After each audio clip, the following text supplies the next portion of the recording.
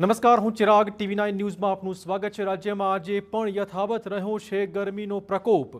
આવતીકાલથી ગરમીથી થોડી રાહત મળે તેવી શક્યતાઓ છે। આગામી 3 દિવસ મહત્તમ તાપમાનમાં થોડો ઘટાડો થશે। આજે કચ્છ, સુરેન્દ્રનગર અને રાજકોટમાં ઓરેન્જ એલર્ટ આપી દેવાયું છે।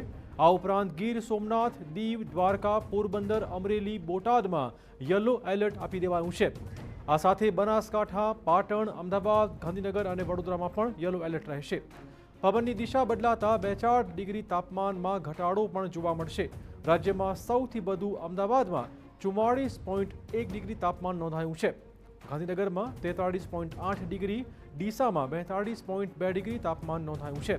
સૌરાષ્ટ્રની વાત કરીએ, જ્યાં રાજકોટમાં 43.8 ડિગ્રી તાપમાન રહ્યું છે।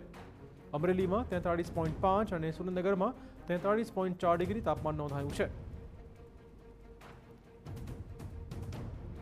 आज की कंडीशंस के अकॉर्डिंग हम देखते हैं तो मैक्सिमम टेम्परेचर आज कोई विशेष बदलाव नहीं आएगा, थोड़ा सा राइजिंग टेंडेंसी है कुछ जगह पे।